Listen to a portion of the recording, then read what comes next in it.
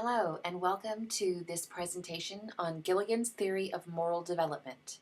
My name is Amanda Hurd, and this is presented for High Ed 6360.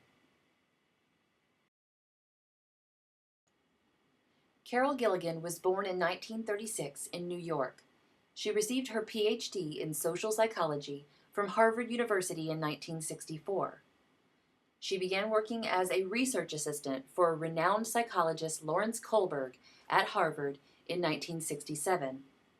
Kohlberg was known for his theory of moral development. Working closely with Kohlberg, Gilligan began to see what she felt were unacceptable problems with his theory, including the fact that Kohlberg's theory-building research had been conducted with a sample that included only white males. She also noticed that women consistently scored lower on Kohlberg's scale and were considered less developed morally than their male counterparts. Kohlberg had developed a theory valuing a sense of justice over caring. Men were seen as the psychological norm and women as the deviant. This did not sit well with Gilligan. She saw the absence of a feminine voice in the research as a critical flaw. Without the feminine voice, the theory failed to encompass or appreciate the moral value of caring and the value of relationships in regard to moral development. She began her own research to include this perspective, and she opened the discussion on gender differences. Where Kohlberg's theory has justice as valued over caring, Gilligan's theory included that care is as valuable as justice, and women's voices must be heard and incorporated for an accurate view of human moral development. Gilligan conducted 3 studies: the abortion decision study, the college student study, and the rights and responsibilities study. The most notable of these was the abortion decision study, which included interviews with 29 women ranging in age from 15 to 33 who were considering abortion. In the college student study, she explored the feelings of self and thinking on morality in early adult years. 25 students were interviewed as seniors and then again 5 years later. In the rights and responsibilities study, Gilligan interviewed samples of male and female participants matched for age, intelligence, education, profession, and social class across 9 points of the life cycle. A total of 144 participants were included, which included 8 males and 8 females from each age group.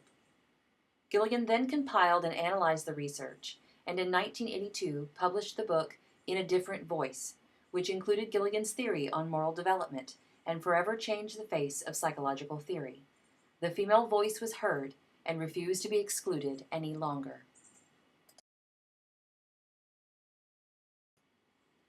Gilligan asserts that her theory is not only the inclusion of the female, but includes 2 modes of thinking.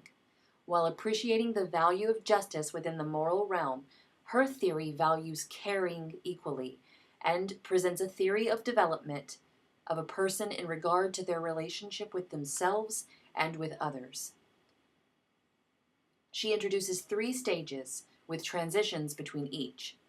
The first is pre-conventional, which is the survival of self, valuing one's own thoughts and feelings and needs above all others. Then we see a transition toward the inclusion of others.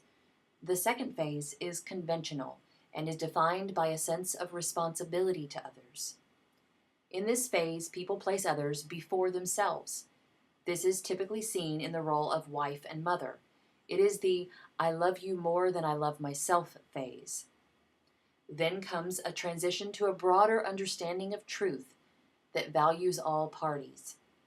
The third phase is post-conventional and is defined by a principle of nonviolence.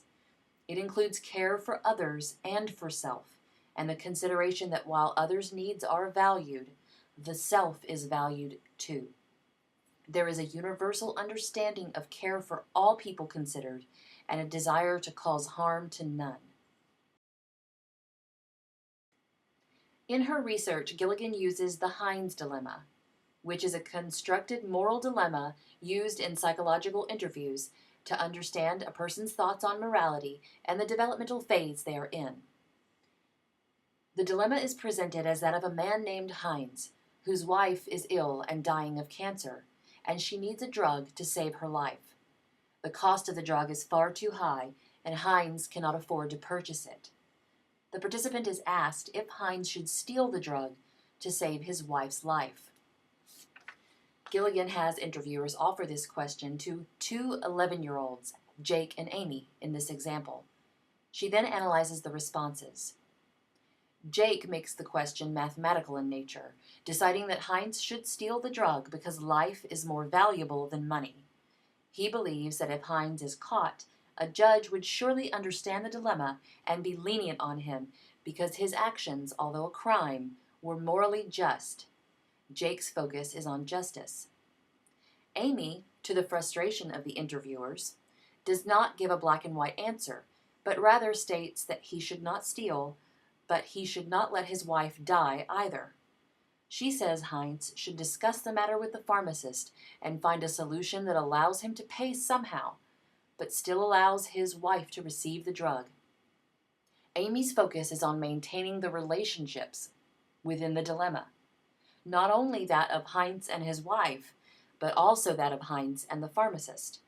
She seeks to find a solution that would allow everyone's needs to be met while not breaking down the connections. Gilligan says that Kohlberg's model would have ranked Jake as significantly more morally developed than Amy, but she disagrees. Amy's perspective, while very different from Jake's, presents an all-encompassing understanding of the social bonds involved and a desire to keep the balance and show care for all people involved in the dilemma.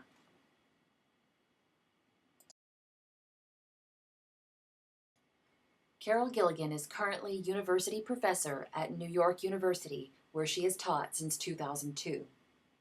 Some video interviews conducted with Professor Gilligan by BigThink.com are listed here for your convenience and are highly recommended. Gilligan's groundbreaking book, In a Different Voice, which was used for this presentation, can be found on Amazon.com. It is a fascinating read and cannot be more highly recommended by me.